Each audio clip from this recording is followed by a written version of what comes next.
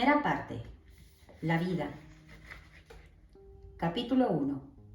Ante el espejo de la muerte. Tenía unos 7 años cuando me enfrenté por primera vez a la experiencia de la muerte. Nos disponíamos a dejar las montañas del este para viajar al Tíbet central. Samten, uno de los ayudantes personales de mi maestro, era un monje maravilloso que había sido muy bueno conmigo durante mi infancia. Su cara era alegre, redonda y mofletuda, siempre a punto de esbozar una sonrisa. Debido a su carácter bondadoso, era el preferido de todos en el monasterio. Mi maestro daba enseñanzas, iniciaciones y dirigía prácticas espirituales y rituales cada día. Al terminar la jornada, yo solía reunir a mis amigos para darles una pequeña representación teatral sobre los acontecimientos de la mañana. Y era Samten quien me prestaba siempre las vestiduras que mi maestro había utilizado durante la jornada. Jamás me negaba nada. Pero un día, Samten cayó enfermo repentinamente y pronto quedó claro que no iba a sobrevivir. Tuvimos que aplazar nuestra partida. Nunca olvidaré las 2 semanas que siguieron. El rancio olor de la muerte lo cubría todo como una nube y cada vez que pienso en aquellos días, vuelvo a sentir ese olor. El monasterio estaba totalmente impregnado de una intensa conciencia de la muerte. Sin embargo, no había en ello nada morboso o espantoso. En presencia de mi maestro, la muerte de Samten cobraba un sentido especial. Se convirtió en una enseñanza para todos nosotros. Samten guardaba cama junto a una ventana en el pequeño templo que había en la residencia de mi maestro. Yo sabía que estaba muriéndose. De vez en cuando iba a verlo y me sentaba un rato junto a él. Por entonces Samten ya no podía hablar y me impresionaban los cambios que veía en su rostro, ya más lento y demacrado. Comprendí que iba a dejarnos y que no volveríamos a verlo nunca más. Me sentía profundamente triste y solo. La muerte de Samten no fue fácil. El sonido de su dificultosa respiración nos perseguía por todas partes, así como el olor proveniente del deterioro de su cuerpo. El monasterio se hallaba sumido en un silencio abrumador, roto únicamente por sus estertores. Todo estaba centrado en Samten. Sin embargo, a pesar del gran sufrimiento de su prolongada agonía, todos nos dábamos cuenta de que en lo más hondo había en él paz y confianza interior. Al principio, no podía explicarme de dónde provenían, pero pronto comprendí que era de su fe y de su preparación espiritual, así como de la presencia de nuestro Maestro. Y a pesar de mi tristeza, supe entonces que mientras nuestro Maestro estuviera allí, todo saldría bien, pues él guiaría a Samten hacia la liberación.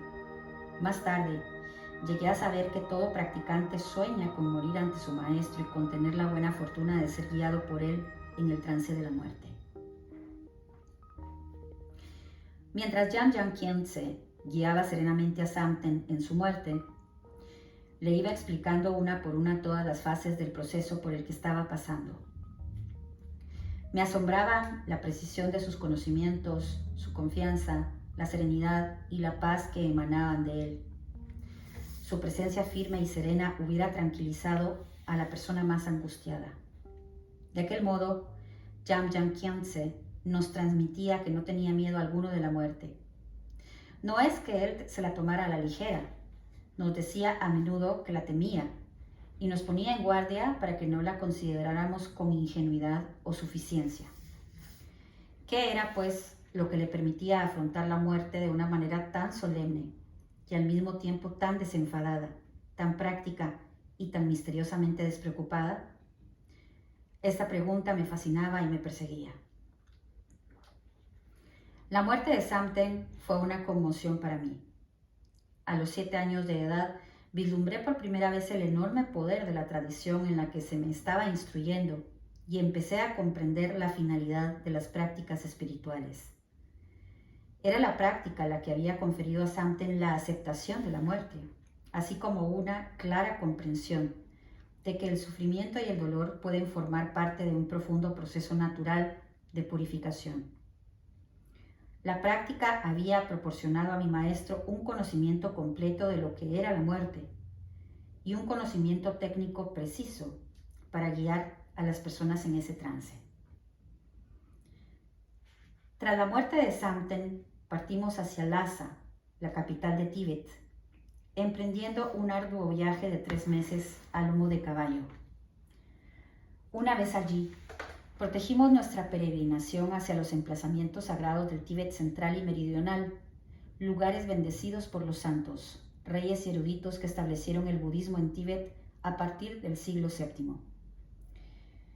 Mi maestro era la emanación de numerosos maestros de todas las tradiciones y, debido a su reputación, era objeto de entusiastas bienvenidas donde quiera que fuéramos. Aquel viaje fue sumamente emocionante para mí y todavía guardo de él muchos hermosos recuerdos. Los tibetanos se levantan tan temprano para aprovechar al máximo la luz del día. Nosotros nos acostábamos con el crepúsculo y nos levantábamos antes del alba, y con la primera luz del amanecer, los yaks que transportaban la carga reemprendían la marcha. Se desmontaban las tiendas y las últimas que permanecían en pie eran las de la cocina y la de mi maestro. Siempre se adelantaba un explorador con la misión de elegir un buen lugar para acampar y hacia el mediodía nos deteníamos y montábamos las tiendas hasta la mañana siguiente. A mí me gustaba acampar a orillas de algún río y escuchar el rumor del agua o sentarme dentro de la tienda y escuchar el chapaleteo de la lluvia en el techo. Formábamos un pequeño grupo de unas 30 tiendas en total. Durante el día yo montaba un alazán dorado al lado de mi maestro. Mientras cabalgábamos, él enseñaba, contaba historias, se consagraba a su práctica espiritual y componía algunas nuevas para mí. Un día, conforme nos íbamos acercando al lago sagrado de Yamdrok-so y divisábamos ya el resplandor turquesa de sus aguas, otro lama de nuestro grupo, Lama Tseten, empezó a morir. La muerte de Lama Tseten fue para mí otra sólida enseñanza. Él era el tutor de la esposa espiritual de mi maestro, Khandro Tsarin Chodron.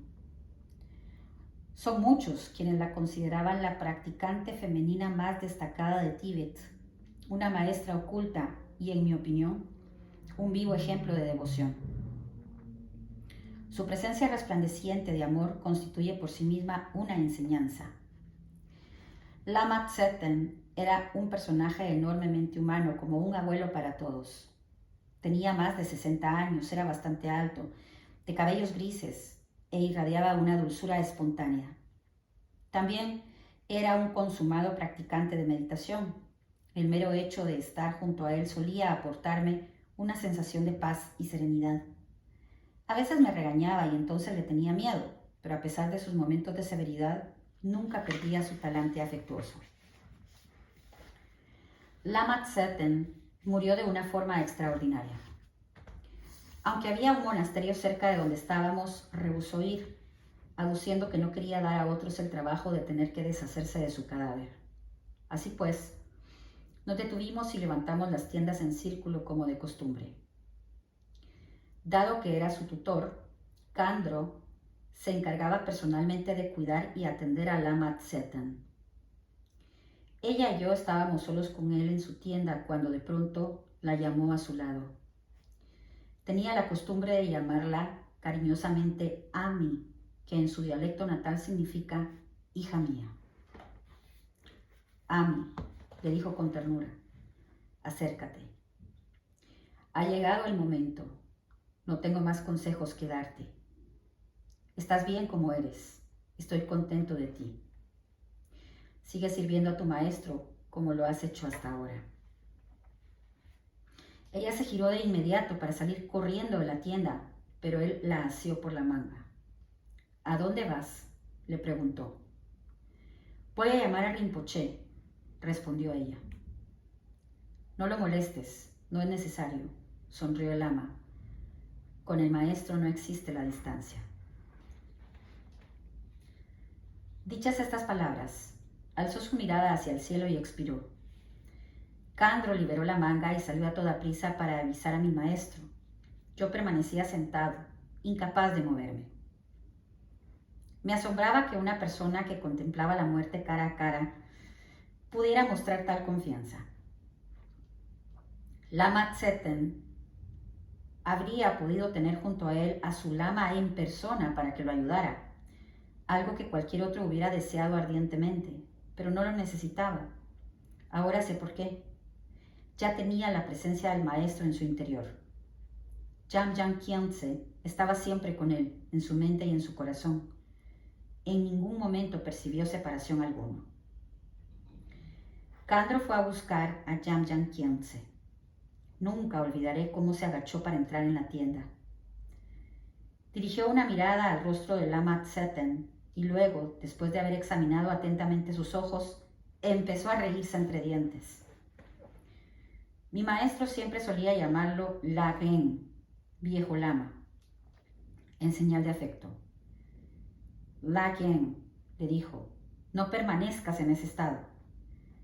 Jamyang Khyentse advirtió al instante, ahora lo comprendo, que el Lama Tsetten estaba realizando una práctica de meditación específica, mediante la cual el practicante une la naturaleza de su mente al espacio de la verdad, pudiendo permanecer en ese estado durante numerosos días después de haber fallecido. Lagan, nosotros somos viajeros, peregrinos, no disponemos de mucho tiempo. Ven, yo te guiaré. Paralizado, observé el desarrollo de los acontecimientos y de no haberlo visto con mis propios ojos, jamás lo hubiera creído. Lama Tsetten volvió a la vida. Acto seguido, mi maestro se sentó junto a él y lo guió en la práctica de Foba, destinada a dirigir la conciencia en el instante que precede a la muerte. Hay muchas maneras de realizar esta práctica. La que utilizó entonces culmina cuando el maestro pronuncia 3 veces la sílaba A. Cuando mi maestro emitió la primera A, pudimos oír muy claramente cómo Lama Tsetten lo acompañaba. La segunda vez nos resultó más difícil distinguir su voz, y la tercera permaneció en silencio. Nos había dejado. Si la muerte de Samten me había enseñado la finalidad de la práctica espiritual, la de Lama Tsetten me enseñó que no es tan insólito que los practicantes de su calibre oculten sus notables cualidades en vida. Algunos en realidad solo las muestran una vez, en el momento de la muerte. A pesar de mi corta edad, me di cuenta de que había una asombrosa diferencia entre la muerte de Samten y la de Lama Tsetten. Comprendí que era la diferencia entre la muerte de un buen monje que había practicado a lo largo de su vida y la de un practicante que había alcanzado una realización mucho más elevada. Samten murió de un modo corriente y en el dolor, amparado, eso sí, por la confianza que proporciona la fe. La muerte de Lama Tsetten constituyó en sí una manifestación de maestría espiritual. Poco después de las exequias de Lama Tsetten, ascendimos hasta el monasterio de Jamdrok. Como de costumbre, dormí en la habitación de mi maestro junto a él, y recuerdo que esa noche estuve contemplando las sombras producidas por los candiles de manteca que se agitaban en la pared. Mientras todos los demás dormían profundamente, yo permanecí abierto, despierto, y lloré sin cesar. Aquella noche comprendí que la muerte es real y que yo también tendría que morir. Mientras yacía allí tendido pensando en la muerte en general y en mi propia muerte, de mi gran tristeza empezó a emerger un profundo sentimiento de aceptación y, con él, la firme resolución de consagrar mi vida a la práctica espiritual. Así pues, empecé a afrontar la muerte y sus implicaciones a una edad muy temprana. Entonces, no habría podido imaginar las muchas y diversas clases de muerte que debían sobrevenir aún, una tras otra. La que supuso la trágica pérdida de mi país, Tíbet, tras la ocupación china. La que representó el exilio. La que consistió en perder todo lo que mi familia y yo poseíamos. Mi familia, la de los Lhakazan, se había contado entre las más ricas de Tíbet. Desde el siglo XIV era conocida como una de las benefactoras más importantes del budismo, que sostenía la enseñanza de Buda y colaboraba con las obras de los grandes maestros. Pero la muerte más desoladora aún estaba por llegar, la de mi maestro Jamyang Khyentse. Al perderlo sentí que había perdido el fundamento mismo de mi existencia. Sucedió en 1959, el año de la caída de Tíbet. Para los tibetanos, la muerte de mi maestro fue un segundo golpe demoledor, y para Tíbet señaló el fin de una era.